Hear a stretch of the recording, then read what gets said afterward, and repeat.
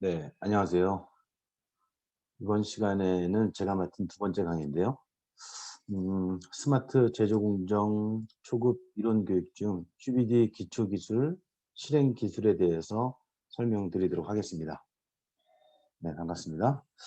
지난 시간에 제가 이제 QBD에 대한 전개 방법에 대한 개론적인 부분을 쭉 설명을 드렸다 그러면 이번 시간에는 QBD의 기초 기술하고 실행 기술에 대해서 설명을 드리는 시간입니다. 전반적인 QBD의 TPP부터 디자인 스페이스, 그다음에 관리 전략까지 전반적인 방법론에 대해서 아우를 수 있도록 구성을 했고요. 지난 시간에 학습했던 것들도 포함을 해서 다시 한번 좀 상기를 시키면서 QBD에 대한 개념적인 부분들을 조금 더 정확하게 설명드리는 그런 시간을 갖도록 하겠습니다. 자, 그러면 시작하도록 하겠습니다.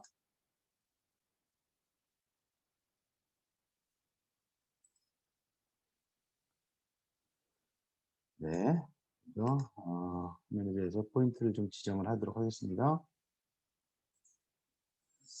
네. 이어서 시작하도록 하겠습니다. 자, 기초기술, 실행기술에 대해서 설명을 드리도록 하겠습니다.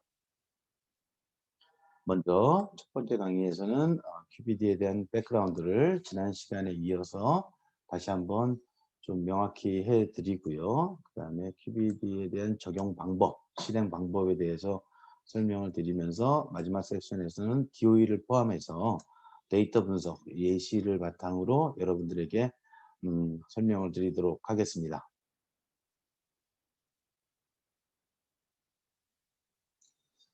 자, 먼저 QBD란 지난 시간에 제가 설명을 드렸듯이요. QBD는 이제 설계 기반 품질 고도화라고 이제 명칭을 하죠. 의약품의 품질 목표를 미리 설정해서 제품 및 공정에 대한 이해와 공정 관리를 통한 과학과 품질 유해 관리에 근거해서 세계적인 의약품 개발 방법을 말한다라고 ICH-Q8에서 이야기하고 있습니다. 자, 의약품의 품질을 미리 설정해서 자, 품질 목표를 미리 설정한다는 것이 무엇일까요? 그렇죠. 이제 CQA를 이제 미리 설정을 해요. 지난 시간에도 얘기했듯이 제가 이제 CQA를 미리 설정하기에는 이전에 앞서서는 당연히 이제 QPP라고 하는 것들이 설정이 돼야 된다라고 설명을 드렸었습니다. 그죠? 그래서 품질 목표를 미리 설정한다는 의미는 자, CQA, 즉 품질 기준 및 시험 방법들이죠. 목표를 미리 설정한다는 얘기는 어떤 레인지를 가져야 되고요. 물론 당연히 이제 항목도 먼저 가져야겠지만 항목이 설정되고 CQ에 대한 QC에 대한 기준 및 시험 방법의 레인지를 미리 설정을 해야지만 당연히 이제 제품과 공정에 대한 이해와 공정 관리를 통할 수 있는 거죠. 그것이 무엇이냐면 CQA를 변동성 있이 움직일 수 있는 파라미터들이나 머티리얼들에 대해서 위험 분석을 하고 그러한 것들을 우리가 또 실험 계획법을 통해서 또는 뭐 방법 실험을 통해서 또는 경험치를 바탕으로 또는 예전에 과거의 데이터를 끌어 모아서 우리는 공정에 대한 이해와 그러니까 프로세스 언더스탠딩이라고 그런다 그랬어요. 그다음에 제품에 대한 이해, 프로덕트 언더스탠딩이라고 했습니다. 그런 것들을 체계적으로 분석을 통하고 관리를 통해서 의약품이 개발을 한다면 자, 의약품은 항상 지속적으로 동일한 이런 그 품질 기준을 갖도록 이렇게 개발을 한다라는 개념으로 설명을 하고 있습니다. 이러한 것들은 결론적으로 보면 QBD에 의한 의약품 개발 방식은 제품의 전 주기에 걸쳐 지속적으로 개선 및 추진할 수 있다라고 이제 에서는 설명하고 있다. 이렇게 설명을 드립니다. 또 하나는 뭐 현대화된 품질 관리 시스템에 그 QBD의 철학을 포함하는 것이다. 즉 이것은 의약품 품질을 보증하기 위해서 퀄리티 바이 테스트만으로는 불가능하고 제품 내 품질이 유기적으로 내포되어 확립되어야 된다라고 하고 있습니다. QBD는 주 성분 및 첨가물질의 특징과 주 성분 및 첨가물질 특징, TMA죠, 그죠? 자, 공정 파라미터 등의 공정상의 입력 변수, 프로세스 파라미터예요, 그죠? 이것들에 대한 다차원의 조합과 상호작용이라고 하는 인터랙션이라고 하는 설계 공간의 개발을 위한 과학적 근거를 둔 접근 방식이다라고 통합적으로 설명을 하고 있습니다. 제가 전 시간에도 설명을 드렸듯이 QBD의 하나의 일환으로서 프로세스 밸리데이션을 추천한다라고 FDA에서 권고한다라고 제가 설명을 드렸었습니다. 다시 한번 좀 상기를 하자 그러면, 자, QBD에 대한 전반적인 흐름을 이해하기 위해서는 이 슬라이드가 제가 지난 시간에도 설명드렸습니다. FDA에서 나온 자료인데 아주 잘 이해를 하면 QBD에 대해서 보다 더 깊은 언더스탠딩이 가능할 것으로 생각이 듭니다. 자, 먼저 첫 번째 단계가 요 프로세스 디자인 단계라고 했어요. 프로세스 디자인 단계가 결국은 이제 QBD 내용입니다. 여러분들 그 프로세스 밸리데이션 2011년판 FDA에서 개정된 것을 아마도 읽어 보셨을 것입니다. 그죠? 그리고 아마 많은 부분에서 학습도 이루어졌을 것으로 생각이 듭니다.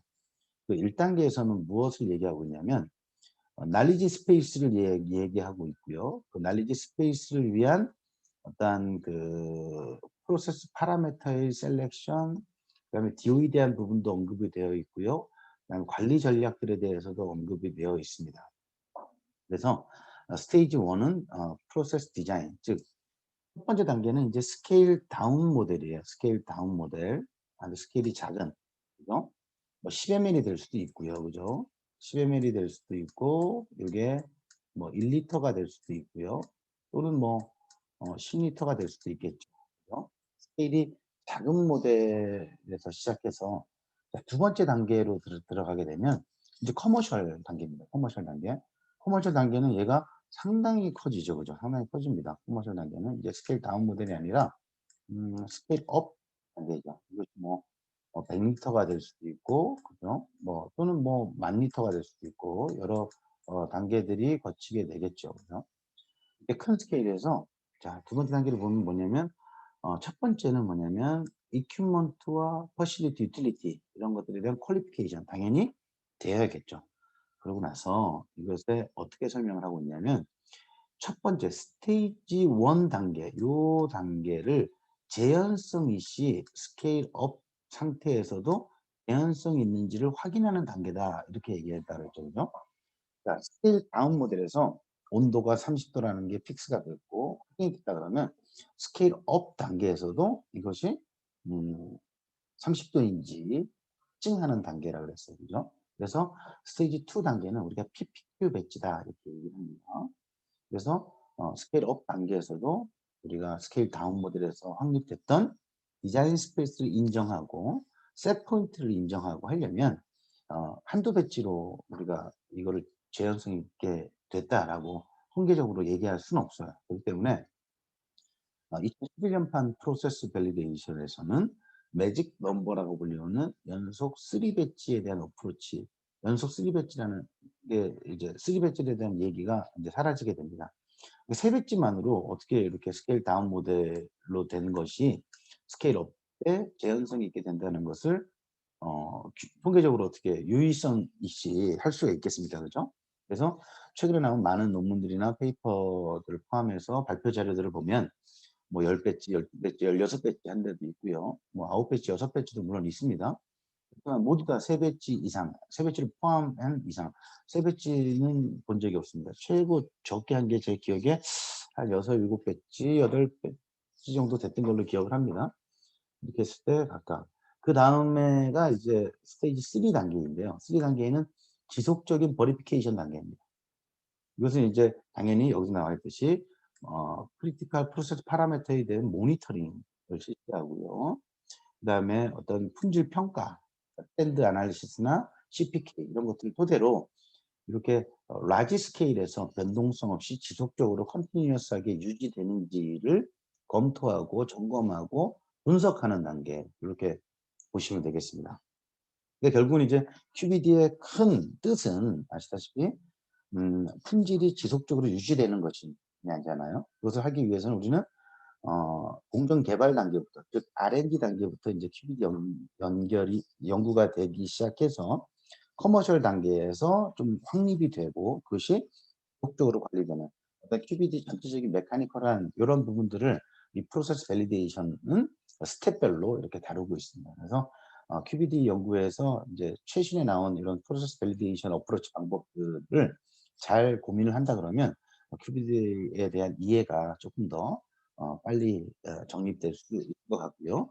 여러분들도 그러한 방법대로 실행하는 것들을 좀 학습해 볼 필요가 있겠다 이렇게 생각이 듭니다.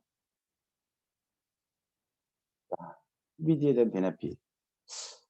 통상적으로 저희들한테 좀 많은 질문들을 하는 것 중에 하나가 "QBD라면 뭐가 좋습니까?"라는 부분들이에요.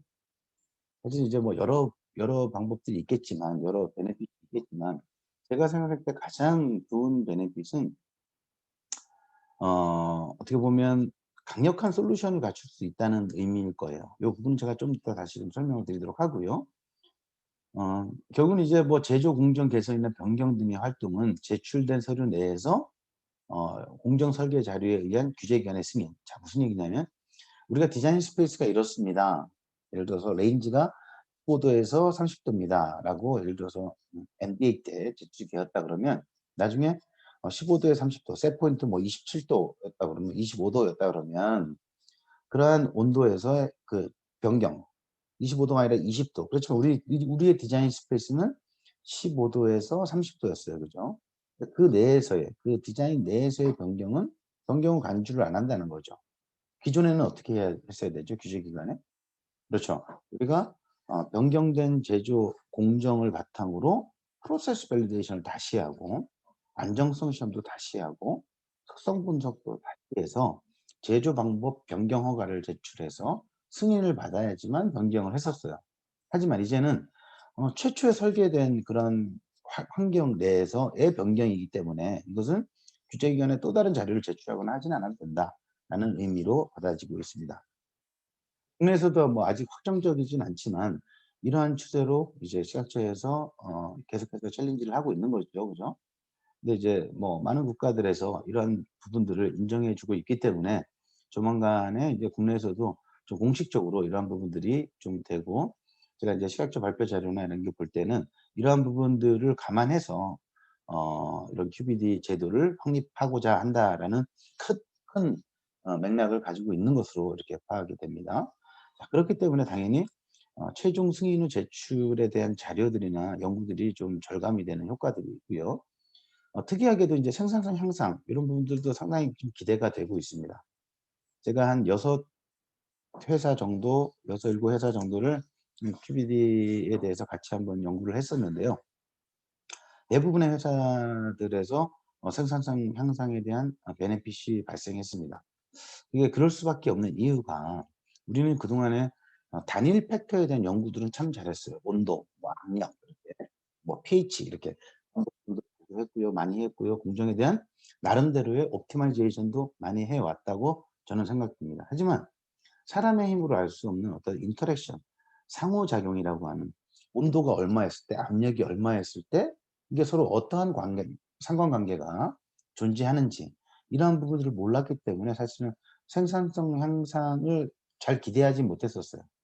그렇지만 우리는 이제 데이터 분석이나 여러 가지 활동들을 통해서 우리는 35도가 제 가장 적점인 줄 알았는데 pH가 어떻게 변하고 압력이 어떻게 변했더니 35도가 셋 포인트가 아니라 옵티마이제이션이 아니라 33도에서가 옵티마이제이션이 일 것이다라는 것을 알게 되고 그것을 알게 된 것을 우리는 몬테카를로 시뮬레이션을 통해서 이거를 확증하게 되고 더 나아가서 제품이 실제로 커머셜 스케일에서도 그 온도가 대변되는지를 다시 한번 점검했을 때 우리가 알고 있었을 때 예를 들어서 한 배지가 뭐 10만 바이알이 나오는 이런 생산 규모를 가지고 있었다라고 그러면 그러한 인터랙션 여러 가지 상호작용 이런 것들을 다 밝혀내서 실제로 돌려봤더니 10만 바이알이 아니라 15만 바이알 어떤 데는 20만 바이알 뭐 2배가 증가한 데도 있어요. 뭐 그거는 뭐 당연한 결과 같아요. 그렇지만 변함에도 불구하고 품질 기준은 충족하는 이러한 사례들도 저는 실제로 가지고 있어요. 그래서 생산성 향상으로 인해서 시간이나 비용 절감 요런 효과들도 우리는 가질 수 있다. 이렇게 설명을 드릴 수 있을 것 같습니다. 무엇보다도 저는 제일 처음에 얘기했듯이 강력한 솔루션을 갖출 수 있다라는 것에 아주 전적으로 동감을 하거든요.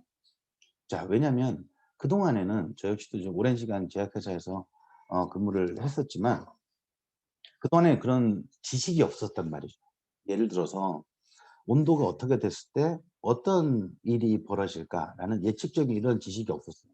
그러니까 셋 포인트에서 쪼끔이라도 부족했으면, 설정한 온도에 빗나갔으면 이건 데비에이션이죠. 아주 심각한 데비에이션으로 받아들여서 결국은 제품이 페일 될 수도 있고, 어떤 일이 일어날지 전혀 그런 걸 모르기 때문에 페일을 낼 수도 있고, 그죠? 심각한 데비에이션 때문에 이것이 정상적인 출하가 못 될 수도 있었단 말이죠.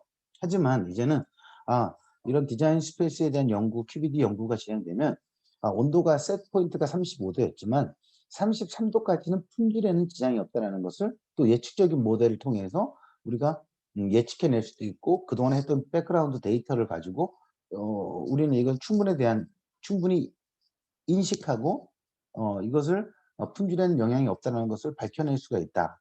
이 자체가 정말 강력한 솔루션인 것 같아요. 그죠?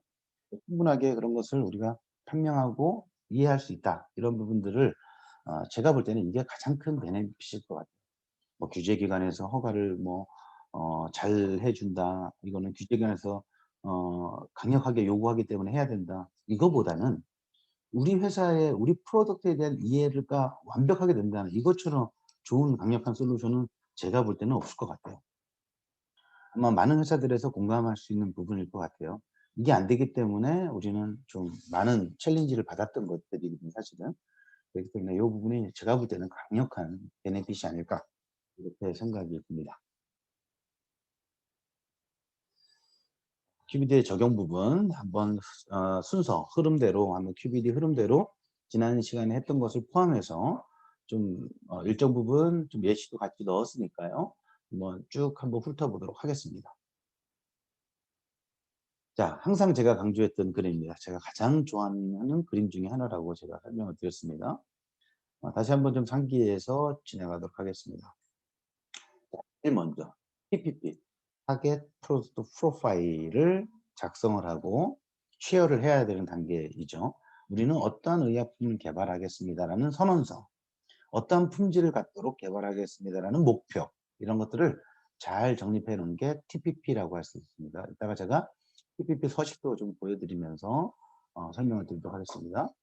그렇게 설정된 목표가 있으면 당연히 앞에 이제 Q가 붙은 QTPP가 나와야 됩니다. 그 목표에 따라서 퀄리티 부분을 이끌어내는 거죠. QTPP의 목적은 결국은 이 CQA를 정립하기 위한 중간 단계의 목표이기 때문에 QTPP가 아주 중요합니다. QTPP가 설정되면 그 다음에 이제 CQA. 자, CQA는 제가 뭐라 그랬죠? 그래서 QC 릴리즈 테스트가 가장 큰 것이고, 특성 분석 항목, IPC 항목, 이런 것들이 우리는 CQA라고 말할 수 있다라고 했습니다. 그러니까 이렇게 컨텐츠로 탁탁 특성 분석 항목, QC 릴리즈 항목, IPC 항목, 이런 항목들 아이템을 골라내는 것도 CQA의 중요한 특성이지만 레인지도 또 중요합니다. 그 레인지는 또 다음에 다시 한번 설명을 드리도록 하겠습니다. 어찌됐든 이 CQA는 크게 보면 이 두 가지 측면에서 확립이 될 수 있는데, 제일 첫 번째는 CMC, 즉 FDA나 식약처에서 요구하는 주사제이기 때문에, 내용 고용제이기 때문에 당연히 해야 되는 CMC 리콰이어먼트가 있어요. 그죠?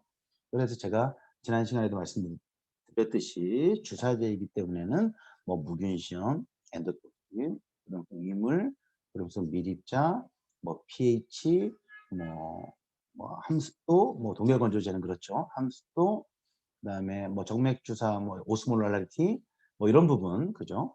이런 부분들은 주사제이기 때문에 제가 뭐 이게 CQA가 돼요, 안 돼요 설정할 필요도 없어요.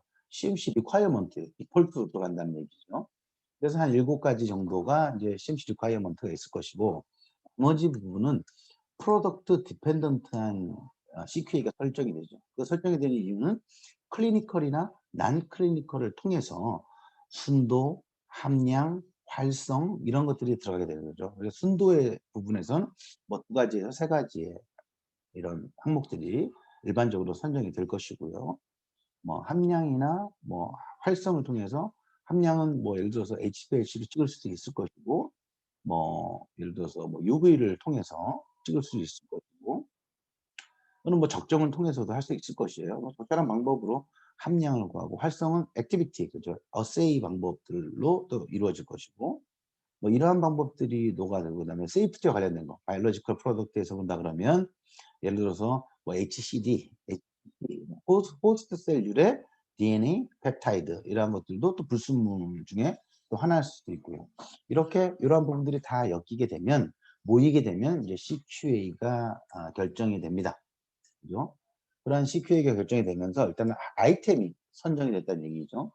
이 CQA를 바탕으로 우리는 통계적 또는 비통계적으로, 그다음에 과거의 데이터, 그다음에 연구 데이터를 바탕으로 CQA에 대한 레인지, 예를 들어서 함량에 대한 레인지, 활성에 대한 레인지 80에서 120%, 순도에 대한 레인지 뭐 95% 이상 또는 98% 이상, 엔도톡신에 대한 레인지 0.1 미만, 뭐 예를 들어서 그런 식의 어떤 레인지들은 통계적, 비통계적 여러 가지 방법들, 과거에 대한 데이터, 그죠? 우리가 클리니컬, 난 클리니컬 데이터 모두를 포함해서 우리는 이런 레인지도 또 갖출 수 있을 겁니다. 이렇게 이제 CQ에 대한 레인지가 갖게 되면 우리는 이 CQA를 CQA에 영향을 미칠 수 있는 것들, 그죠? 그래서 우리는 프로세스 파라미터라 그러죠. 또는 머티리얼들이에요. 프로세스 파라미터와 머티리얼들이 결국은 그런 CQA에 영향을 미치는 아이들이에요. 품질을 흔들 수 있는 아이들이라는 얘기죠. 그죠? 흔하게 프로세스 파라미터에는 뭐 온도도 있을 수 있고, 그죠? 템퍼레이처, pH 뭐 이런 것들입니다. 압력. 머티리얼은 당연히 뭐 NaCl을 포함해서 블라블라블라블라 이렇게 머티리얼들이, 수많은 머티리얼들이 있을 것입니다. 이러한 머티리얼들을 바탕으로 이러한 머티리얼이 CPA를 움직일 수 있지. 품질을 페일이 나게 할 수도 있고, 적합이 나게 할 수도 있고, 이렇게 할 수 있다는 얘기입니다. 그래서 그런 것들을 셀렉션하기 위해서는 우리는 리스크 어세스먼트를 통해요. 일반적으로 리스크 어세스먼트.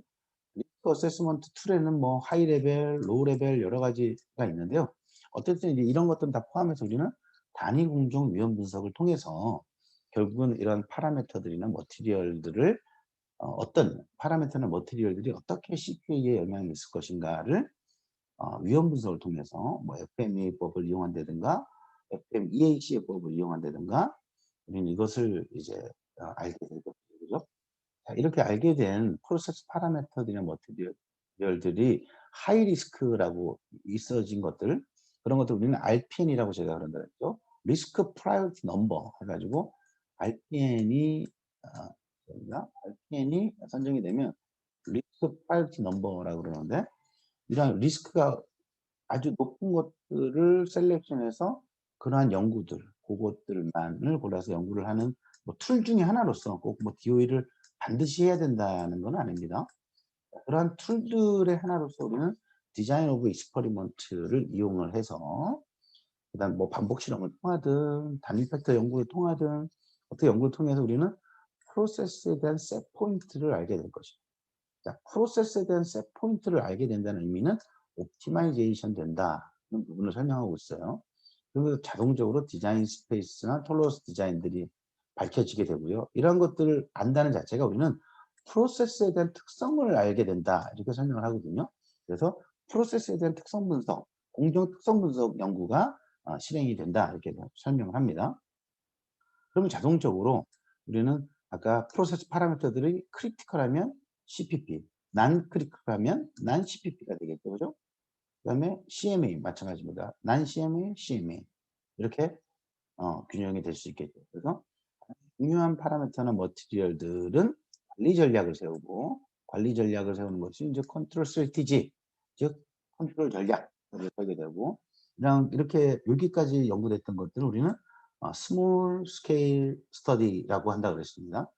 스몰 스케일이 당연히 커머셜로 들어서 라지 스케일로 갔을 때도 재현성 있게 되는지를 보는 것이 우리는 프로세스 밸리데이션이라고 합니다. 당연히 그것들이 지속적으로 버리피케이션 돼야 되기 때문에 우리는 캐파빌리티를 포함해서 뭐 CPK, 트렌드 애널리시스 여러 가지 툴들을 이용해서 공정에 대해서 조금 더 명확하도록 지속적으로 관리 전략을 세우고 모니터링하고 분석하고 이런 단계로 가는 단계들이다. 이렇게 QBD의 전반적인 흐름들을 제가 설명을 드렸었습니다. 기억하고 계시죠? 음.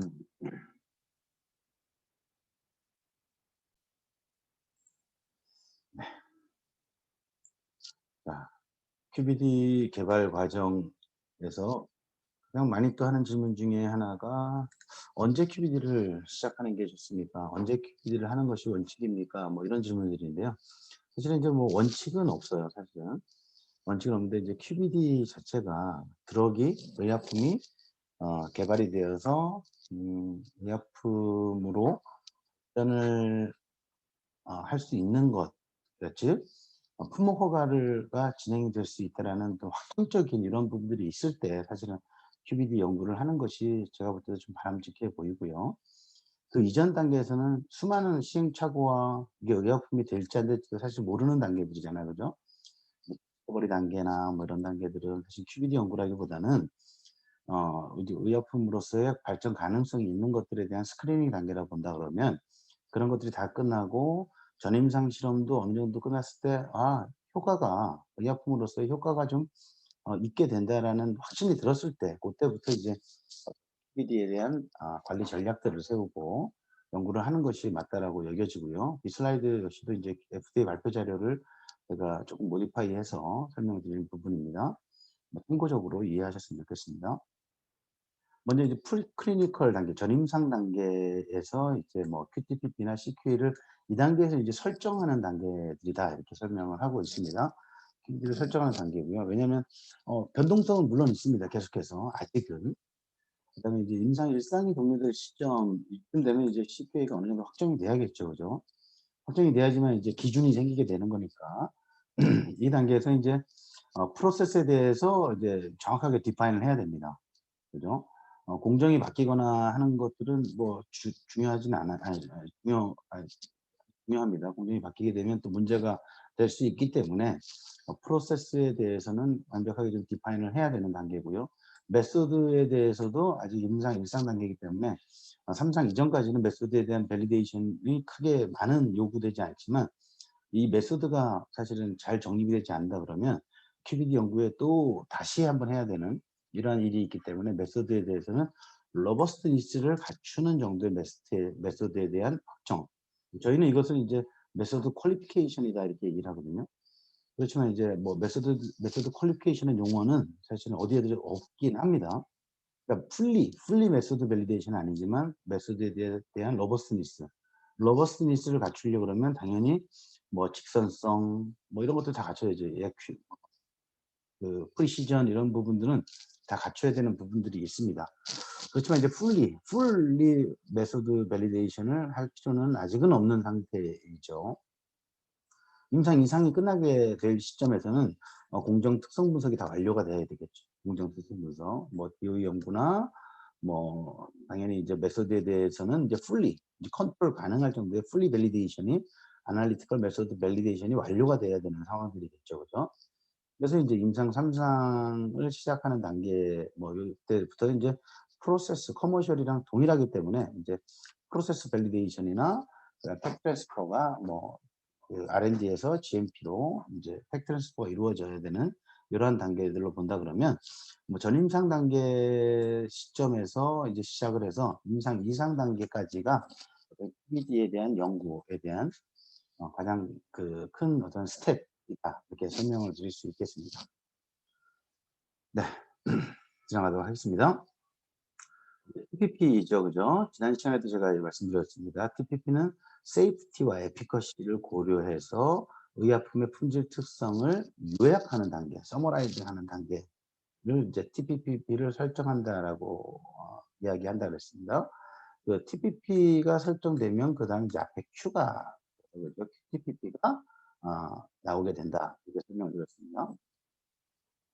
PPP는 뭐 이렇게 해서 뭐 이러한 것들을 담고 있어야 된다라고 설명을 드렸습니다. 주요한 사항으로는 뭐 인디케이션, 적응증이 어떻게 되느냐, 그다음에 투여 경로는 어떻게 되느냐? 경구형이냐, 뭐 근육 주사냐, 정맥 주사냐, 패치형이냐, 뭐 안연고냐, 뭐 등등 이렇게 연고제냐 이렇게 해서 루트 코스 어드미니스트레이션도 확정이 되어야 되고요. 도세이지 폼도 우리가 목표를 설정해야 되고요.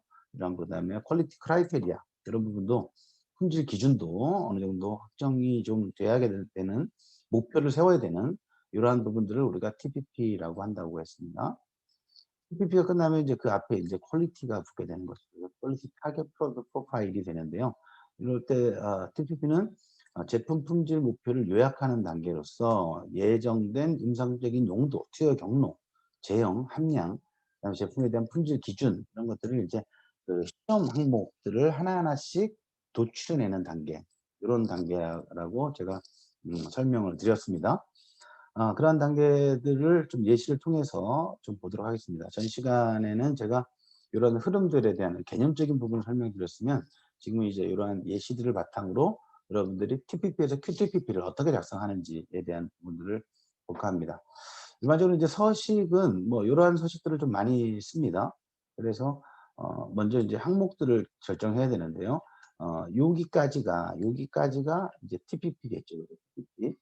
TPP에 대한 서식도 음 목표를 잘 설정해야 되는 겁니다. 그래서 적응적 인디케이션이 어떻게 되느냐, 투여 형식, 투여 분량들을 포함해서 이런 부분들은 어떻게 되느냐, 예견되는 부작용들은 어떻게 될 것이냐, 그다음에 뭐 1차적인 포장재, 2차적인 포장재, 그다음에 투여 형식, 그다음에 보관 방법, 그다음에 스테빌리티를 포함해서 운송, 저장 방법 이런 것들을 전체적으로 쭉 요약해서 타겟을 정하는, 목표를 정한다는 거죠. 그래서 쭉 쓸 수 있을 것이에요. 그래서 예를 들어서 우리는 관절염 치료제를 만들 것입니다. 그럼 관절염 치료제인데 어떤 형식으로 만들 것이냐 하고 쭉 서술형으로 목표를 타겟을 정해서 쭉 서술해 나가면 될 것입니다. 그래서 그다음 단계가 이제 TPP에서 이제 QTPP로 넘어가는, QTPP를 요약하는 단계로 넘어가거든요. 그래서 QTPP는 결국 이제 TPP에서 유래된 QTPP를 서술해 주는 게 중요하고요. TPP 내 아이템에서, 이러한 아이템에서 퀄리티 부분을 찾아내는, 퀄리티가 무엇이 있을까를 찾아내는 이런 부분들의 스킬이 좀 필요합니다. 역시나 이런 거 역시도 이제 TPP to QTPP 역시 리스크 베이스드 어프로치를 하는 것이 아주 좀 중요합니다. 그런 부분들을 뭐 다 설명드릴 수는 없지만 기초 과정이니까요. 기본 과정이니까 다 설명드릴 수는 없지만 이런 부분들도 아주 중요하다. 이렇게 좀 설명을 드립니다. 네, 한번 예시를 한번 볼까요? 뭐 예를 들어서 적응증에는 뭐 만성 관절염을 타깃으로 하는 것을 개발할 것이다. 뭐 이렇게 제가 간략하게 요약을 했지만 사실 이게 이제 잘 기술을 하면 이제 서술형으로 꽤 많은 분량들이 있을 수 있을 것이에요. 그래서 이제 여기서 QTPP를 요약한다 그러면 만성 관절염을 타깃으로 하는 관절염 의약품을 만드는데 물론 이제 여기엔 더 깊은 그 뜻이 있었겠죠. 예를 들어서 세포 배양 기법을 이용해서 바이올로지컬 프로덕트를 형식으로 갈 것인지 합성이나 이런 식으로 해서 케미컬 베이스로 갈 것인지 이런 부분들도 기술을 합니다. 그래서 많게는 요 인디케이션 하나를 작성하게 되면 뭐 많게는 한 20줄에서 한 30줄 꽤 많은 분량들이 녹아져 있을 수 있겠죠. 그것을 바탕으로 우리는 정증, 인디케이션을 바탕으로 우리는 Q, 퀄리티 부분을 여기서 요약하는 거예요. 그래서 관절염 치료제를 만들려고 그러면 관절염 치료제, 우리가 원하는 이런 치료제 유효 성분이 무엇인지를 확인해야겠죠. 그래서 확인 시험이 들어갈 것이죠. 바이올로지컬 프로덕트는 또 펩타이드 매핑이나 이런 부분에 대한 서열, 단백질 서열, 뭐 활성 이런 부분도 뭐 중복이 돼도 된다고 제가 말씀드렸어요. 이렇게 다 도출해냅니다. 퀄리티 부분을 다 도출해냅니다. 그럼 투여, 저는 IV 또는 근육주사, 그러니까 정맥주사나 근육주사로 개발할 거야. 또는 뭐 패치, 경구용 이렇게 할 거야. 그러면 예를 들어서 주사제이기 때문에 퀄리티 부분을 쭉 도출해낼 수 있겠죠. 누누이 말씀드렸지만 뭐 무균시험, 엔도톡신, 뭐 삼투압, pH 이런 부분들도 쭉 골라낼 수 있을 거예요. 그죠? 그다음에 투여 분량, 몇 밀리그램으로 어떻게 정맥으로 할 것이냐, 뭐 할 거냐. 몇 밀리그램, 밀리그램 알아야 되니까 함량도 중요하겠네. 활성도 중요하겠네. 정말 그 단백질이 맞는지 중요해. 이렇게 중복이 돼도 상관없습니다. 일단은 다 도출내는 거야. 그래야지 퀄리티가 무엇이 나올지를 우리가 알 수 있기 때문에 그런 겁니다. 그다음에 예견되는 부작용은 뭐 발열이 있을 수 있고 뭐 발진이 일어날 수도 있고 뭐가 있을 수도 있고 그렇기 때문에 우리는 엔도톡신도 봐야 되고 아이소포머를 포함해서 엠말단, 뭐 불순물 이런 것도 봐야 되고요. 1차 포장재가 바이알 스토퍼다라고 하면 유리제 용출, 리치업 리스트러블 이런 부분들도 고려를 해야 될 것이고요.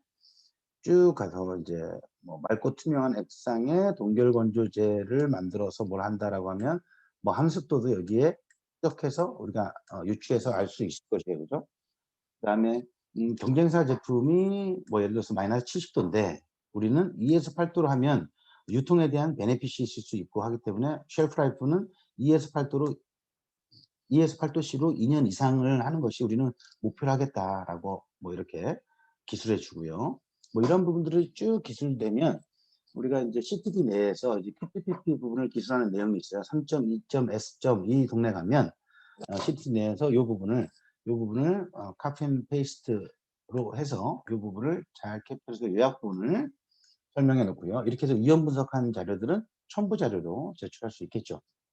그렇게 해서 이제 QTPP를 작성을 하게 됩니다. 그다음 이제 프로세스는 당연히 이제 QTPP로부터 이제 CQA가 도출되는 이러한 방법들이겠죠. 그죠? 색깔을 좀 바꿔서 좀 해보도록 하겠습니다. 네. 이제 QTPP로부터 이제 CQA를 도출하는 방법입니다. 아까 QTPP 위에서 봤듯이 QTPP가 이게 중복되게 많이들 나왔잖아요. 이렇게 서로 중복돼도 된다고 제가 그랬습니다. 이 부분들을 잘 이제 CQA로 이제 리스크 어세스먼트를 하는 겁니다. 그래서 QTPP에서는 이제 어느 정도 요약이 좀 될 거예요. 그죠? 그래서 QTPP에서 CQA로 가지고 오는데, 자, 여기 썼듯이 CQA는 QTPP를 기반으로 정의가 되어야 된다. 여기서 그림에서 보시지 이제 QBD, QTPP의 컴포넌트들을 쭉 보게 되면 이 부분에서 이제 퀄리티, 자, 품질, 핵심 품질 목표 요약인 부분들을 쭉 서술해 놨듯이 이렇게 가져가는데 중요한 부분들은 요 CQA는 결국은 세이프티와 아주 중요한 부분입니다. 이 CQA는 세이프티와 에피커시 아닌 게 없어요. 우리가 QC 릴리즈 테스트 하는 데 있어서 세이프티와 에피커시가 아닌 CQA는 없다는 얘기예요. 세이프티와 해당하는 것은 무균 시험, 뭐 불용성 미립자, 엔도톡신, 그죠? 불순물 이런 것들은 이제 세이프티와 관련될 것이고, 에피커시는 함량, 그죠? 순도, 활성 뭐 이런 것들이 이제 우리의 유효성을 할 수 있는 거기 때문에 이게 이제 에피커시에 있을 수 있을 것입니다. 전 시간에도 제가 설명드렸듯이 이런 CQA는 결국은 모니터링 되고, 그러니까 RPC라고 그러죠. RPC 항목들 또는 QC 릴리즈 테스트 항목들 플러스 특성 분석, 캐릭터라이제이션 항목들, 특성 분석 항목들 이런 것들을 다 우리는 CQA라고 이렇게 얘기를 합니다. 그래서 이런 부분들도 고려해서 이제 위험 분석을 하게 됩니다. 자, CQA에 대한 위험 분석의 스코어링은 결국 이제 세이프티 부분과 에피커시 부분 두 가지를 가지고 우리는 하는데, 자, 예를 들어서 뭐 무균 시험이다, 무균이다, 뭐 무균 엔도톡신 포함합니다. 무균 시험이 CQA 항목이다라고 하면 이 무균 시험의 CQA는 세이프티에 얼마만큼 영향성이 있을 것 같나요? 무균이, 즉 균이 오염되면 제품이 오염된 주사제를 맞게 되면 어떤 영향이 있을 것인가? 매우 높다, 매우 낮다. 여러분들이 알겠죠, 그죠? 뭐 무균은 세이프티의 영향력이 상당히 높을 것이다. 이렇게 우리가 알 수 있는 것이죠, 그죠? 무균은 에피커시에는 영향이 있을 것이냐? 에피커시에? 그거 잘 모를 수 있어요. 영향이 있을 것도 같고요. 균이 오염되면, 사실 이제 균이 오염된 것을 가지고 우리가 제품을 뭐 주사제의 경우에 맞을 수 없지만 어떤 미생물 한도나 이런 걸 가지고 있는 것에서는 균이 있어서 균이 있기 때문에 에피커시의 영향이 어떤 사람들은 위험 평가에서 매우 낮을 수도 있다고 하는데 어떤 사람들은 뭐 높다고도 얘기할 수 있습니다. 왜냐하면 그 균이 커가면서 미생물 한도를 가지고 있는 제품을 얘기하는 겁니다. 커가면서 그 균이 우리의 유효 성분에 어떤 영향이 있을 수도 있잖아요. 우리는 그런 것들을 불확실성이라고 얘기합니다. 그래서 에피커시의 불확실성이 오히려 있기 때문에 얘는 불확실성 측면에서는 영향력이 높다라고 말할 수 있다. 이렇게 또 설명할 수 있고요. 어떤 사람은 균이 혹시라도 자라서 우리의 유효 성분에 대한 영향은 없다라고 우리가 사전 연구를 했다라고 치면 사실은 연구를 해 봤을 때 사전 지식을 바탕으로 이것은 매우 낮다라고 설명할 수 있을 것이에요. 그래서 어떤 프로덕트에 따라서 다르겠지만 어떤 제품은 세이프티에 대한 영향은 높고 에피커시에 대한 영향은 매우 낮고 그래서 뭐 10점이 될 수 있지만 곱하기를 하니까요. 어떤 곳에서는 영향이 그래도 높은 축에 속합니다. 그래서 한도 관리를 아주 잘해야 된다라고 했다 그러면 70점, 그러니까 10점이 될 수 있느냐, 뭐 예를 들어서 10점이 될 수 있느냐, 이런 차이들이 좀 분명하게 나눌 수가 있을 것입니다. 그래서 점수를 가지고 어떻게 CQ에 대한 관리 전략, CQ에 대한 디벨롭먼트, CQ에 대한 일반 관리, 뭐 등등에 대한 회사 내부에서 이런 관리 전략들을 세워놓고 CQ에 대한 그 리스크 어세스먼트를 하는 것이 아주 중요합니다. 뭐 한 가지 예시로 한번 좀 들어봤어요, 제가. CQ에 대한 리스크 어세스먼트. 예를 들어서 이 앞쪽에는 QTPP 부분이 물론 좀 수록이 될 것이고요. QTPP로부터 CQA가 와야 되니까. 그래서 어떠어떠한 암 치료제, 관절염 치료제를 만든다, 경구용으로 만든다, 패치로 만든다, 뭐 2mg으로 ml당 넣는다, 10 유니트로 뭘 만든다라고 치면 이제 잠재적인 아직은 잠재적인 것이죠. CPA 넘버는 포텐셜이 붙어야 됩니다. 아직은 잠재적입니다. 잠재적인 부분은 이제 1번, 2번으로 간다 그러면 1번은 포텐셜한 CQ의 네임은 확인 시험이 되겠다. 이 확인 시험은 세이프티에 얼마나 영향이 있을 것이냐, 세이프티에 얼마나 불확실성이 있을 것이냐, 에피커시에 얼마나 영향이 있을 것이냐, 에피커시에 얼마나 불확실성이 있을 것이냐. 그죠? 아까 했듯이 우리가 한번 무균이라는 것을 한번 해볼까. 무균이라고 한다 그러면 무균 시험이라고 포텐셜한 퀄리티 어트리뷰트를 정했다라고 하면 세이프티의 영향력, 뭐 아까도 했지만 세이프티의 영향력이 상당히 클 거예요. 그죠? 에피커시의 영향력. 영향력은 예를 들어서 낮다고 생각했지만 불확실성은 높을 수도 있잖아요. 그죠? 불확실성은. 아까도 얘기했듯이 미생물이 어떤 영향을 있을 것이냐. 이게 불확실성. 영향력은 낮다고 생각은 되지만 이게 어떤 영향이 있는지도 몰라요. 그렇기 때문에 불확실성이 얘는 높은 거예요, 상대적으로. 그래서 그 둘 중에 높은 점수로 곱할 수도 있는 것이에요, 사실은. 그래서 어떻게 됐어? 얘는 이제 CQ에 대한 정의. 얘를 CQA를 할 것이냐, IPC로 할 것이냐, 특성 분석으로 할 것이냐, 안정성을 할 것이냐, 아니야. 난 이것도 저것도 안 할 것이야. 또는 CQA도 하고, 나는 IPC도 하고, 이를 다 할 거야. 뭐 등등 여러 가지 형태가 CQA로 정의가 될 수 있을 거예요. 이런 것들을 우리는 이제 CQA에 대한 리스크 어세스먼트를 한다. 이렇게 얘기를 합니다. 좀 더 좀 발전적으로 좀 진행을 하면 제가 설명드렸던 부분들이 그런 것들이에요. 그래서 퀄리티 어트리뷰트 이거는 이제 포텐셜한 퀄리티 어트리뷰트입니다. 그래서 일반적으로 뭐 역가다 그러면 이제 뭐 역가식 어세이를 특성명을 어세이를 하게 되겠죠. 어세이를 하게 되면 이 어세이가 분석법에서는 예를 들어서 어세이죠 뭐 그죠. 분석법 자체가 어세이고 사전 지식으로서는 여기서 이제 초이스를 하게 되면 이제 뭐가 되냐면 이거에 대한 연구에 사전 지식이 충분하다, 참고 문헌이 충분하다, 뭐 이렇게 하나씩 우리가 이렇게 섹션할 수 있도록 제가 만들어 놓은 것입니다. 여러분들이 아니면 직접 타이핑을 쓰셔도 되고요. 그래서 어세이가 세이프티의 영향력이 어떻게 되느냐, 에피커시의 영향력이 어떻게 되느냐, 또는 세이프티의 불확실성이 얼마나 되느냐, 에피커시의 불확실성이 얼마나 되느냐를 가지고 세이프티와 에피커시 두 가지 측면에서의 CQA를 하면 CQA 스테이터스에 들어가면 이제 클릭하면 얘는 나는 CQA를 할 거야. 얘는 스테빌리티 연구를 할 거야. 얘는 뭐 특성 분석을 할 거야. 그러면 CQA 네임은 여기는 어세이가 되겠죠. 그죠? 타겟은 100%, 예를 들어서 UCL은 120%, LCL은 80%, 80에서 120%의 어세이를 갖도록 이런 레인지, UCL, LCL을 잡아놓고 그냥 타겟은 100%다. 라고 해놓으면 컨트롤 스트래티지. 나는 얘를 릴리즈 테스트로 개발하고 싶다. IP로 개발하고 싶다. 공정 특성 분석으로 개발하고 싶다. 스테빌리티로 개발하고 싶다. 이런 컨트롤 스트래티지도 동시에 이렇게 할 수 있는 이러한 리스크 어세스먼트를 실행할 수 있겠죠. 자, 그 다음 공정은 우리가 이제 CQA2 단위 공정에 대한 위험 분석이에요. 그렇게 해서 예를 들어서 CQA가 이제 확립이 됐다라고 그러면 단위 공정 위험 분석을 통해서 우리는 CQA가 가변적으로 움직일 수 있느냐, 불변으로 고정할 뭐 등등 여러 가지 상황들을 알 수 있게 되는 거죠. 그죠? 그래서 결국은 머티리얼 어트리뷰트와 파라메터 이 두 가지 상황들이 결국은 어떠한 프로세스를 거쳤을 때 프로덕트라고 그러면 CQA겠죠. 그죠? 프로덕트에 얼만큼 영향이 있을 것이냐를 사실 알아내는 이런 것들이 사실 좀 중요한 단계들입니다. 자, 그것을 알아내기 위해서는 아까도 설명드렸듯이 FMEA법을 적절하게 사용해야 된다. 그죠? 반드시 FMEA를 사용해야 되는 건 아니지만 우리는 이 FMEA법을 가장 우선시하게 사용하고 있더라. 자, 이 FMEA를 하기 위해서는 먼저 PC본, 이 코스 앤 이펙트 다이어그램이라고 하는 원인과 결과의 분석. 그래요.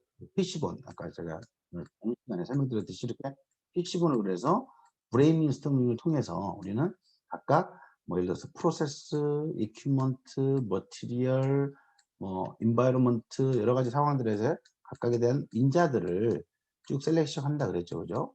이 인자들을 가지고 이제 FMEA를 활용해서 하는데 그때 가장 흔하게 쓰는 방법이 발생 가능, 심각성, 그다음에 추적성 이런 것들을 가지고 FMEA를 한다고 했습니다. FMEA 이런 근간이 되는 것들은 이제 ICH 가이던스 Q9에서 설명을 하고 있습니다. 간단하게 Q9을 좀 살펴보도록 하겠습니다. 리스크 매니지먼트 ICH 가이던스 Q9에서는 아주 좀 중요한 부분을 다루고 있습니다. Q9에서는 요 표 하나로 모든 것이 다 설명이 되는 거죠. 그죠? 보시면 자, 첫 번째가 위험 평가 단계입니다. 어세스먼트 단계고요. 두 번째 단계가 리스크를 컨트롤하는 단계고요. 세 번째 단계가 리스크를 리뷰하는 단계입니다. 항상 요 순서대로 가는데요. 리스크를 평가하는 단계에서 가장 첫 번째는 리스크를 확인하는, 두 번째가 리스크를 분석합니다. 세 번째가 리스크를 이밸류에이션, 평가를 하게 됐거든요. 그래서 리스크가 있다 없다를 우리가 알게 되는 거죠. 컨트롤 단계에서는 우리가 네 번째라고 하는데요. 리스크를 리덕션 시켜야 돼요. 어떤 식으로?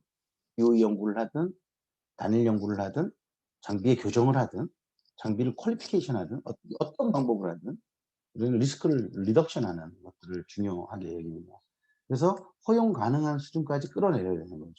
그 다음에는 당연히 리스크를 또 다른 리스크가 있을지 없을지를 판단하기 위해서 리스크를 리뷰하는 단계로 거치게 됩니다. 요런 6가지 스텝으로 일반적으로 이루어지고요. 여러분들이 나중에 리스크 평가지를 만들 때 이러한 6단계가 그대로 좀 녹아들 수 있도록 평가지를 만드는 것도 중요합니다. 왜냐하면 이제 규제기관에서는 이렇게 ICH Q9에 따라서 리스크 어세스먼트를 해야 되는데 이러한 단계들이 다 들어가 있는지도 아주 중요한 핵심 요소들이거든요. 그래서 그냥 리스크 평가를 하지 마시고 FMEA법을 조금 모디파이 하셔서 이런 요소들이 잘 녹아들 수 있게 차트를 만드는 것들도 여러분들이 중요할 것 같습니다. 이런 리스크 어세스먼트는 당연히 리스크 커뮤니케이션 혼자서는 절대 하지 못합니다. 그죠? 리스크 팀을 구성해서 해야 되고 적절한 툴들을 이용해야 됩니다. 리스크 매니지먼트. 그래서 제가 말씀드리는 방법은 피톤 다이아그램과 아까 설명드렸죠. 피톤 다이아그램과 이제 FMEA법을 주로 많이 쓰고요. 저도 뭐 이것으로 이 두 가지를 이용해서 기호의 방법을 통해서 이제 논문도 제가 냈었는데요. 뭐 그런 식으로 여러분들이 좀 정립을 해 나가는 것이 중요할 것 같습니다. 네, 설명드렸듯이 이제 지난 시간에도 설명드렸듯이 이제 PC본 다이아그램, 요것은 이제 빅 PC본이라고 한다 그랬죠, 그죠? 이 PC본 다이아그램을 브레이밍 스토밍을 통해서 여러분들이 이런 파라메터들이나 뭐 머티리얼들이나 이런 부분들을 잘 이제 뭐 머티리얼들도 해당이 될 것이고요. 이런 부분들을 잘 이해를 해서 우리가 PC본을 작성을 하고 이거를 토대로 우리는 FMEA법을 활용할 수 있을 것이에요. 그죠? 자, FMEA법으로 한번 가보도록 하죠. 자, FMEA법을 가기 위해서는 먼저 리스크 스코어링을 명확히 디파인하는 것이 좀 중요합니다. 그래서 예를 들어서 probability, 이제 의약품 단계에서 probability가 이제 FME에서를 할 수 있는 방법들이 좀 제한적이에요, 사실은. 뭐 100만 분의 1, 1000만 분의 1 막 이렇게 얘기를 하니까 의약품 특히 이제 바이오로지컬 프로덕트 같은 경우는 더 그럽니다. 100만 분의 100만 배치를 생산해 볼 수도 없어요. 제가 뭐 살아있는 한. 뭐 한 배치를 하는데 뭐 2달이 걸리고 뭐 이럴 수도 있으니까요. 그래서 probability는 FDA에서 그런 표현을 쓰는데요. terrible하다라고 표현을 씁니다. terrible하다. 그래서 probability 대신 불확실성을 가지고 평가를 하고요. 심각성을 모르니까 영향력, 심각성 또는 영향력 두 가지를 가지고 평가를 하고 이렇게 약간 모디파이를 하셔서 쓰는 게 좋습니다. 그 랭킹은 1, 3, 5, 7, 10 정도로 저처럼 이렇게 해 주는 것도 좀 방법적인 것 같고요. 그다음에 인제 임팩트는 각각 어떤 식으로 하는 건 낮다, 매우 낮다든 매우 높다든 할 수 있고요. 거기에 대한 정확한 디파인, 설명을 좀 해 줘야겠죠. 그죠? 제품 성능에 중요한 영향을 끼친다. 예를 들어서 추정을 위한 정보와 자료가 없다. 상당히 리스키한 겁니다. 그죠? 내부 연구와 경험이 존재하다.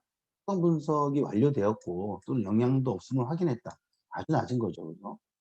그죠? 불확실성이. 그다음에 이제 디텍터빌리티 그죠? 위험을 감지할 수 있는 것들이 모두 있다. 뭐 위험을 측정할 수 있는 시스템이 전혀 없다.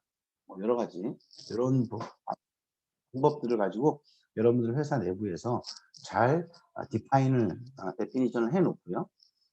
이런 그 스코어링에 대한 데피니션을 해 놓고 그다음 단계는 이제 아까 이제 CQ에 대한 확정이 있었잖아요. 이제 CQ에 대한 리스크 어세스먼트.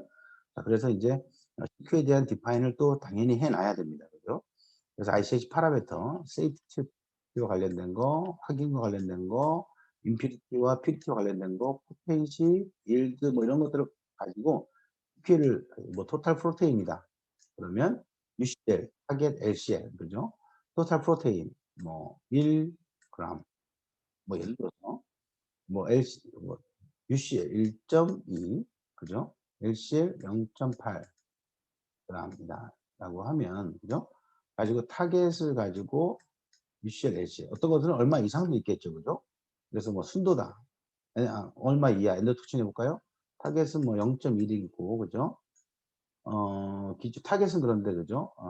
어퍼 리밋은 이제 0.25 엔도톡신 이하니까 그죠? 어퍼만 있겠죠? 로우는 없게 되는 거겠죠?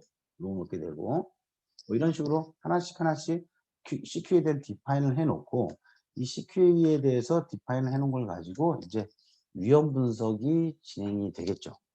그죠? 예를 들어서 뭐 단위 공정이 그런데 제가 아까 이 슬라이드 중에 FME를 하기 위해서는 좀 중요하게 다뤄야 된다고 했죠. 그죠? 이게 뭐냐면 ICH Q9에 달아야 돼요. 첫 번째 리스크를 아이덴티피케이션입니다. 리스크를 분석해야 되죠. 리스크를 이밸류에이션하고 리덕션 시켜야 됩니다. 리스크를 커뮤니케이션 혼자서는 할 수 없다 그랬어요. 그죠?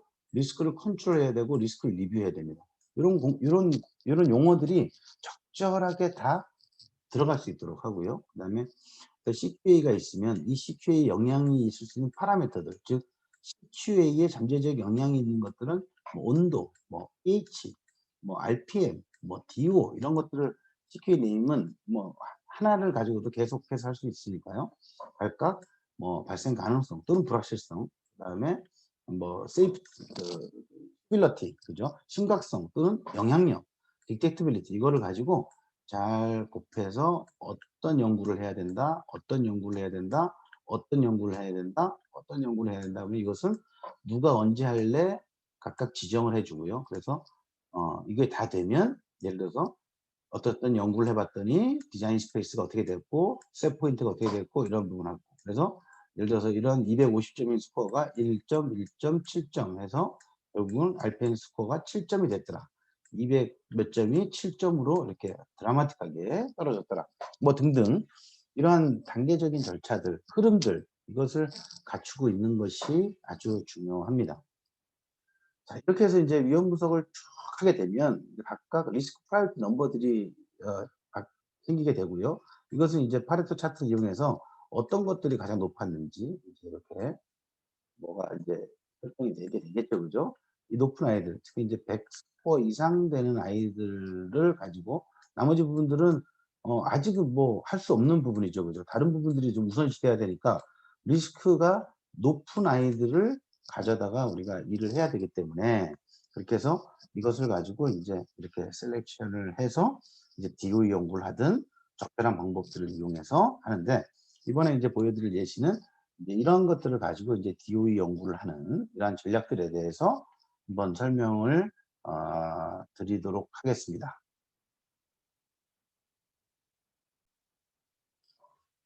네. 그래서 이제 위험 분석까지 끝내게 되면 이제 뭐 DOE나 이런 방법들에 대해서 간단하게 좀 소개하는 시간을 좀 갖도록 하겠습니다. 자, 일반적으로 이제 그 디자인 스페이스 제너레이션 하는 일반적인 프로세스에 대해서 좀 간략하게 설명을 드리도록 하겠습니다. DOE 디자인의 기법들은 뭐 여러 가지들을 활용합니다. 어쨌든 이제 가장 뭐 근본적으로 가장 많이 쓰이는 것이 이제 스크리닝, 뭐 여러 가지 파라미터들이 있다 그러면 이제 스크리닝을 통해서 우리가 파셜법을 이용하기도 하고요. 이제 풀 팩토리얼을 쓰기에는 너무 많은 부분들이 좀 있기 때문에 아마 앞선 시간에서 이제 다른 연자분들께서 이제 그 DOE에 대한 개념적인 부분들을 많이 설명해 주실 거로 믿고 저는 이제 간단하게 좀 설명해 드리도록 하겠습니다. DOE 기법들을 좀 많이 이용하게 되는데 좀 스크리닝법을 이용해서 이것이 우리의 CQA를 에 영향이 미칠 수 있는 인자들이냐 아니냐를 가지고 이제 이렇게 스크리닝을 한 다음에 이제 디자인 스페이스를 하기 위해서는 일반적으로 JMP라는 프로그램은 점프 프로그램을 저 같은 경우 많이 쓰는데요. 이 점프라는 프로그램은 이제 커스텀 디자인법을 이용한 뭐 디옵티멀법을 통해서 이제 모델링을 하게 됩니다. 그래서 이제 쭉 하게 되면 이제 제너레이션 하게 되면 이제 셋 포인트를 셀렉션 하게 되고 디자인 스페이스를 이제 비주얼라이제이션 하게 이렇게 네, 구현을 하게 되고요. 이것을 바탕으로 이제 몬테카를로 시뮬레이션 자료를 제출해야 되거든요. 그죠? FDA에. 왜냐하면 우리는 그렇게 많은 실험들을 해볼 수 없기 때문에 이런 시뮬레이션 기법을 통해서 해보지 않은 뭐 100만 배치를 예측해 본다든가 이러한 기법들을 이용해서 시뮬레이션을 하게 됩니다. 네, 시뮬레이션에서 이제 애누얼 레인지나 파 레인지 같은 경우 이렇게 하게 되고요. 또 하나 중요한 점은 이제 디자인 스페이스 이제 두 가지 자료를 제출하게 되죠. 이런 비주얼하게 이제 윈도우 상에서 나타나는 이런 디자인 스페이스, 하나는 수식을 이용해서 이제 디자인 스페이스를 제시를 하게 된다. 이런 부분들이 있습니다. 네. 이제 뭐 JMP라는 프로그램들을 많이 쓰는데요. 뭐 특정한 회사 거를 제가 뭐 이렇게 설명드린다기보다는 JMP를 쓰는 이유는 어떤 제가 가장 좀 잘 쓸 수 있게끔 커스텀 디자인을 설명을 할 수 있고요. 그다음에 이제 모델링을 좀 체계적으로 좀 구현할 수 있는 부분과 요 프로파일러 기능을 가지고 있어서 예측 모델을 프로파일, 프리딕션 프로파일을 할 수 있다는 이런 기능들을 가지고 있기 때문에 저는 이제 특히 이제 이 JMP라는 프로그램들을 많이 쓰고 있습니다. 음 그렇습니다. 뭐 여러분들께서 뭐 다른 특정 프로그램을 쓰셔도 뭐 상관없습니다. 다른 프로그램들을 쓰시고 DOE 하는데 분석하는데 지장만 없다 그러면 쓰는데, 여러분들이 알고 계시는 몇몇 프로그램들은 DOE는 가능하고 분석도 가능한데 이것을 이제 예측을 해 버리거나 예측을 하거나 이럴 때 조금 좀 다른 프로그램을 중복해서 사용하는 이런 경우들도 있기 때문에 저 같은 경우는 이제 이러한 하나를 가지고 이제 최적화까지 그다음에 음 다 구현할 수 있는 이 프로그램을 이용하고 있습니다. 자, DOE의 종류를 한번 좀 살펴보도록 하겠습니다. 시행착오 실험, 뭐 한 번에 하나의 요인 시험, 부분 요인 시험, 우리가 흔히 얘기하는 파셜 있죠, 그죠? 스크리닝에서 이제 좀 많이 쓰이긴 하는데 이러한 방법들은 이제 결국 이제 전통적인 방법이라고 저희가 얘기를 합니다. 여기까지 포함해야겠네요. 전통적인 방법. 특히 여기서 이제 뭐 다구치 메소드 이런 메소드들은 뭐 1900년도 초반에, 뭐 1910년 이전에 뭐 만들어진 이러한 실험 계획법들이에요. 그래서 최근에는 이런 커스텀 디자인 해가지고 사용자 중심 설계를 바탕으로 이렇게 하는 방법들을 많이 논문도 내고 최근에 이제 뭐 글로벌 제약사들도 대부분 다 제가 이제 논문들을 쭉 리뷰해 봤을 때 대부분 다 커스텀 디자인법들을 이용해서 이렇게 하고 있었습니다. 여러분들도 적절하게 나한테 가장 맞는, 우리 회사 실정에 가장 맞는 이런 디자인들을 선택을 해서 구현을 하는 이런 방법들이 좋을 것 같아요. 뭐 비교한 예로 저 같은 경우에 이제 특정 프로그램을 가지고 이제 논문을 낸 국내 몇몇 논문들을 좀 봐 가지고 뭐 파셜 그 풀 팩토리얼 디자인 부분 요인 분석을 한 것들을 가지고 제가 이제 가지고 있는 요 프로그램을 이용해서 데이터를 그대로 놓고 했을 때 뭐 해석이 달리 나오는 이런 경우들도 많이 봤습니다. 그래서 그것을 가지고 뭐 몬테칼로 시뮬레이션을 돌렸더니 뭐 디자인 스페이스를 포함해서 물론 이제 뭐 바이올로지컬 프로덕트나 케미컬 프로덕트, 그러니까 제약직이 아닌 것들이었는데요. 새로운 결과들이 나오는, 그러니까 예측하지 못했던 결과들을 이제 예측하는, 즉 이제 데이터들을 가지고 제가 시뮬레이션을 돌렸을 때 그 셋 포인트로 돌렸을 때는 뭐 70%의 페일, 그러니까 3배치 중에 2배치는 페일 나는 요런 결과들도 예측이 가능하고요.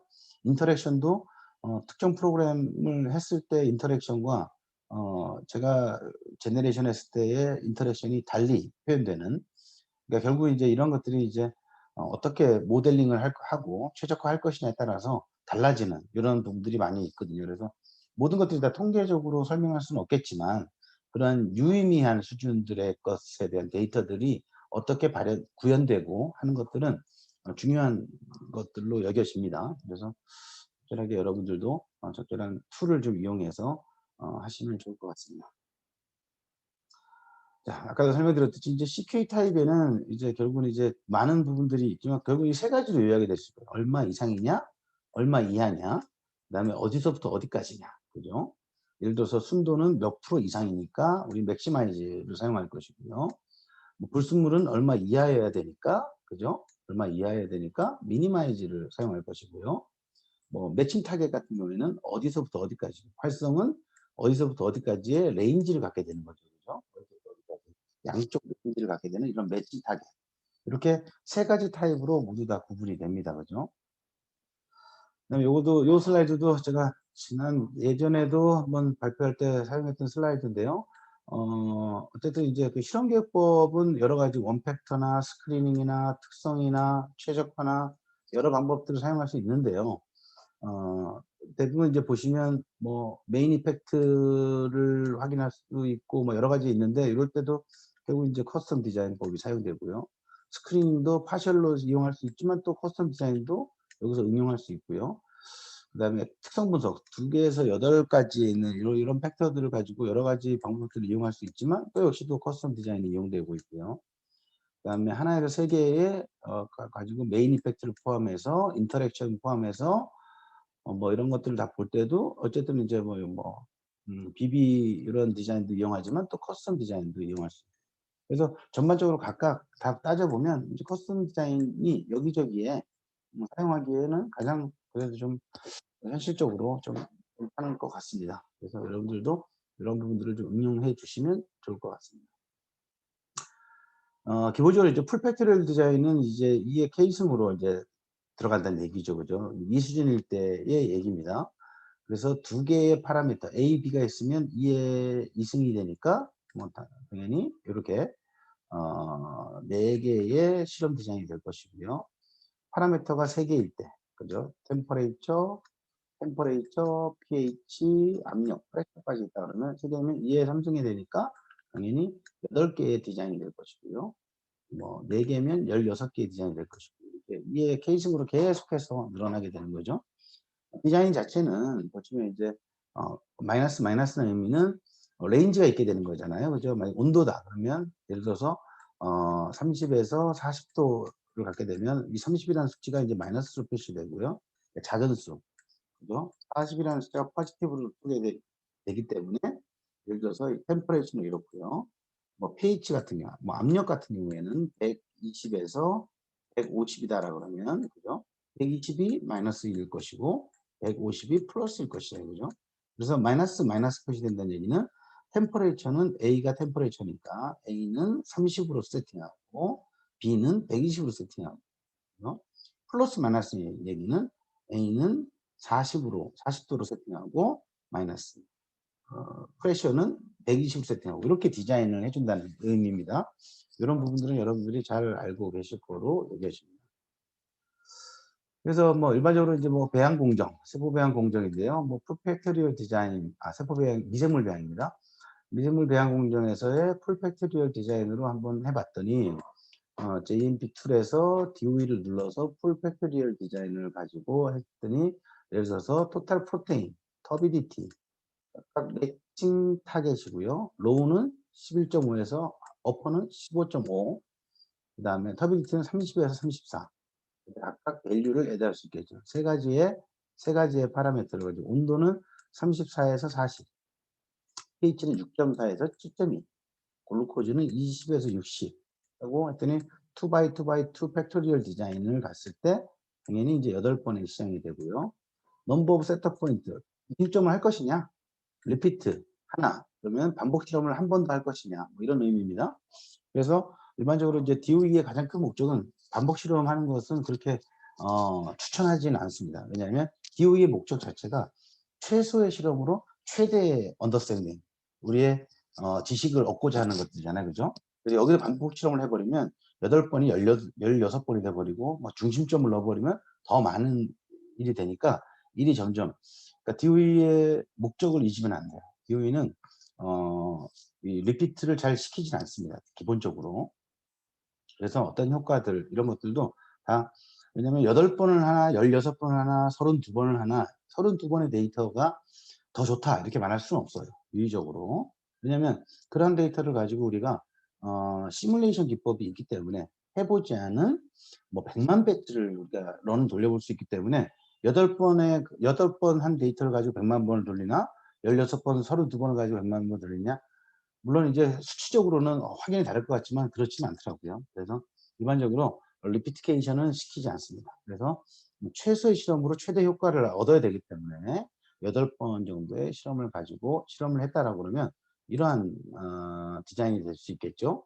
플러스 마이너스, 플러스가 사실 높은 온도, 높은 pH, 낮은 글루코즈, 이렇게 하나씩 디자인이 될 겁니다. 그러면 여러분들이 첫 번째 런의 세팅 포인트를 가지고 실험을 했으면 요 값이 예를 들어서 16은 기재하고 터비디티 30, 예를 들어서 이렇게 기재하면 됩니다. 타이핑해서 넣으시면 되죠. 40.2, 60 각각 30 얼마일 때 얘는 30, 얘는 45 이런 식으로 숫자를, 요 런수입니다. 런수. 그래서 각각 리액터에서 첫 번째 조건, 두 번째 조건, 세 번째 조건 이렇게 쭉 했을 때 결과값이 나온 것들을 기재를 해서 넣었다고 가정을 하면 여러분들이 실험을 다 8번의 조건을 가지고 실험을 다 했다고 하고 그 결과를 넣었다라고 하면 이러한 수치가 있다고 합니다. 그래서 첫 번째로는 마이너스 플러스 뭐 얼마인데 16.62에서 얼마, 두 번째는 이렇게 해서 이렇게 해서 결과적으로 다 넣었다라고 치면 이러한 결과를 얻었다라고 생각을 하고 이제 분석을 한번 해보도록 하죠. 그때 당시 이제 팩터는 로우는 34, 하이는 40이었고, 그죠? 6.4, 7.2였고, 20에서 60이었고, 그죠? 이러한 결과를 다 얻었다라고 하면 이걸 가지고 이제 우리는 점프해서 아날라이즈 핏 모델을 구현해서 각각 단일 팩터에 대한 분석, 그다음에 인터랙션과 관련된 분석을 하겠다라고 해서 런을 클릭하면 이런 데이터들이 나오겠죠, 그죠? 뭐 테스트나 p-value나 이런 시그니피칸스나 이런 부분들이 있을 것입니다. 그래서 뭐 에스티메이트는 코 이펙트라고 해가지고 풀 이펙트의 2분의 1 이펙트다, 뭐 이런 용어들이 있습니다. 이제 스탠다드 에러, p-value, p-value. p-value는 아노바 테스트에서 여러분들 잘 알다시피 0.05보다 작으면 기무가설을 기각한다. 그래서 이것은 예를 들어서 0.05보다 작은 것들이 이렇게 있죠, 그죠? 이런 것 작은 것들이 있는 것들은 예를 들어서 pH는 품질에 영향이 있다라고 기무가설 기각했으니까 pH는 영향이 있다라고 우리가 이렇게 알 수 있는 거죠. 그러니까 당연히 이제 얘가 CPP가 될 가능성이 상당히 높은 거죠. 그죠? 상당히 높은 겁니다. 그래서 아노바 테스트에서 p-value는 그렇게 또 인식하게 되는 거고요. 알게 되는 거겠죠. 그렇게 해서 이제 멀티베리에이트 실험을 해서 코렐레이션 값을 보면 코렐레이션 값의 분석 결과는 이렇게 음수가 되어 있는 것들은 이 값이죠. 이렇게 음수로 이렇게 된다는 얘기고, 이 템퍼레이처 같은 양수가 되겠으니까 양수로 올라간다는 얘기. 뭐 이런 식의 의미들을 가지고 있습니다. 그죠? 그래서 각각 어떻게 정리를 할 것이냐 이런 부분들이 쭉 있습니다. 그래서 보시면 결과값들만 봤을 때는 일단 토탈 프로테인 같은 경우에는 온도가 높을수록 올라가네요. 그죠? 올라가고, 자, pH도 올라갑니다. 그죠? 양수네요. 온도가 올라가고, 글루코즈는 음수로 떨어지네요. 그죠? 그래서 글루코즈는 많을수록 떨어지는 경향. 그러니까 이 두 가지를 볼 때는 어딘가에 인터랙션은 당연히 존재합니다. 그죠? 우리 그렇게 이해할 수 있겠죠? 터비디티 같은 경우에 보면,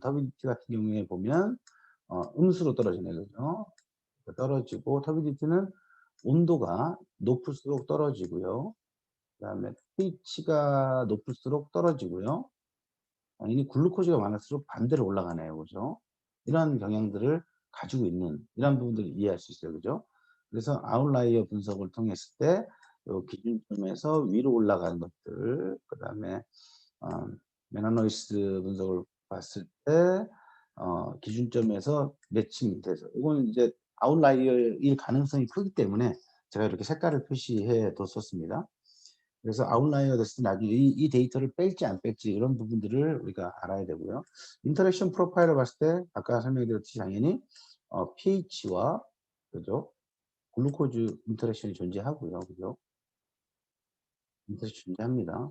이런 부분들이 인터랙션이 있다 없다 을 패럴라인하게 가는 건 인터랙션이 없는데요. 네, 대부분의 다 인터랙션은 유의적으로 좀 산포하고 있는 것 같습니다.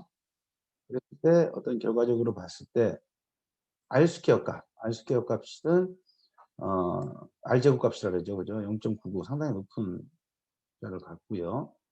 RMSD 값도 그렇고요. 그다음에 아노바 테스트, Analyze of Variance 아노바죠. 그죠? 아노바 테스트에서 p-밸류 값은 0.138로 매우 유의한 시그니피컨트한 결과들을 가지고 있습니다. 그래서 VIF 값도 확인했을 때 실험에 대한 이런 결정하는 개수들인데요. VIF 값도 1에서 3점이면 아주 실험이 잘 되어 있는 디자인이다 이렇게 설명을 하는 부분들이 있습니다. 그래서 VIF 값도 1로 괜찮고요. p-밸류 값도 모두 다 유의한 숫자. 대부분 다 제가 볼 때는 CPP가 될 가능성이 아주 농후한 것들입니다. 그래서 이제 회귀 모델을 통해서 아노바 테스트까지 이렇게 볼 수 있는 것들이고요. 각각 이런 것들이 이제 어떻게 셋 포인트를 정하느냐. 그래서 각각 옵티마이제이션을 하는 것들을 이제 결정을 해야 되는데, 프로파일러 기능에서 프리딕션 프로파일러, 예측적인 기능을 가지고 각각 옵티마이제이션을 시키는 겁니다. 34도일 때, 얼마일 때는 각각 토탈 프로테인이 어떻게 변하는지를 확인하고요. 그 다음에 옵티마이제이션 두 번째, 36.6일 때는 얼마일 때 얼마다. 36.6에 7에 60일 때 얼마일 때 얼마다. 등등 이렇게 해서 옵티마이제이션을 하나하나씩 시켜가는 과정들을 설명하고 있습니다. 그렇게 해서 이제 결국 이제 디자인 스페이스도 이렇게 여러분들이 알고 있는 이러한 스페이스가 이제 디자인 스페이스들이죠. 그죠? 디자인 스페이스이고 각각 RPM이나 온도 이런 것들은 각각 어떠한 영향들이 있으니까 풀 이펙트가 약 20% 이상은 사실은 CPP, 어떤 회사는 10% 이상도 이제 CP라고 그러거든요. 그래서 퍼센트 오브 톨러런스를 봤을 때, 10% 이상의 이펙트가 있는 것은 CPP, 그다음에 10% 미만은 난 CPP로 규정을 하고, CPP와 난 CPP를 이렇게 규정하는 이런 방법들, 여러 가지들을 활용할 수 있을 것입니다. 네, KD 서머리를 한번 해보죠. 우리가 이제 알고 있듯이 이제 요약을 하자면 TPP to QTPP로 가고요. 그죠? 올라가서 QTPP to CQA를 갈 것이고요. 올라가서 CQA to 리스크 어세스먼트를 통해서 결국 이제 디자인 오브 익스퍼리먼트를 통해서 셋 포인트와 그죠? 옵티마이제이션이죠. 그죠? 셋 포인트 옵티마이제이션을 시키고 디자인 스페이스, 즉 노멀 오퍼레이션 레인지, 파 레인지 이런 것들에 대한 연관성, 뭐에 대한 CQ에 대한 연관성, 그 다음에 함수 관계를 이해해서 각각 인터랙션이 있는지 없는지도 알게 되고요. 결국 이제 디자인 스페이스를 구현하게 된다. 그런 것들이 이제 다 이루어지면 우리는 이제 QBD가 잘 이루어졌다. 이렇게 설명할 수 있을 것 같아요. 자, 한번 전통적인 방법과 뭐 새로운 패러다임에 대한 부분들 다시 한번 살펴보도록 하겠습니다. 예전에 뭐 기본적으로 이제 뭐 개발 과정에 있어서 뭐 기본적으로 베이직한 개발 과정을 통해서 파일럿 배치를 생산해 본 경험을 가지고 뭐 연속적인 3 배치를 가지고 이렇게 승인을 냈다라고 그러면 지금은 이제 그렇지는 않죠. 그죠? ICH Q8, QBD의 영향을 받아서 우리는 요 단계가 이제 페이스 1 단계라고 제가 말씀드렸죠. Q8에 대해서 스몰 스케일 스터디, 물론 이제 위험과 과학에 근접해서 해야 됩니다. 스몰 스케일을 통해서 이제 프로세스 퍼포먼스 퀄리피케이션을 통하고요. 그런 것들을 가지고 이제 그 상관관계, 연관관계를 포함해서 관리 전략들을 세우고 이것은 ICH 가이던스 Q9, Q10을 가지고 지속적으로 이제 모니터링하고 버리피케이션하고 관리 전략을 도출해내고 이러한 패러다임으로 바뀌는 공정들. 네. 그래서 이제 새로운 프로시저나 프로덕트에 대한 개발 스테이지를 쭉 보면 첫 번째 단계가 이제 프로세스 디자인 단계, 두 번째가 이제 프로세스 퀄리피케이션 단계인데 그 첫 번째 단계가 이제 전기 유틸리티 장비에 대한 평가가 되고 그다음에 PPQ 배치를 실행한다고 제가 그랬죠. 이게 이제 스테이지 2 단계고 이게 이제 승인되면 이제 스테이지 3 단계로 지속적인 버리피케이션 단계로 들어가게 되고요. 그다음에 이제 이것이 이제 승인되면 우리가 유통하게 되는 거겠죠. 만약에 이제 각각 체인지가 발생하게 된다면 프로세스 체인지라는 게 체인지가 또 발생하게 된다면 적절하게 프로세스 디자인 단계로 넘어가서 연속적으로 이렇게 일어나는 이러한 공정으로 진행될 것 같습니다. 네. 여기까지 과정을 모두 마쳤는데요. 이번 시간에는 이제 QBD 기초 기술이나 실행 기술에 대한 전반적인 과정에 대해서 설명드린 자리였습니다. 나중에 이제 심화 과정에 들어가게 되면 조금 더 디테일하게 좀 다뤄보도록 하겠습니다. 네. 고생 많으셨습니다.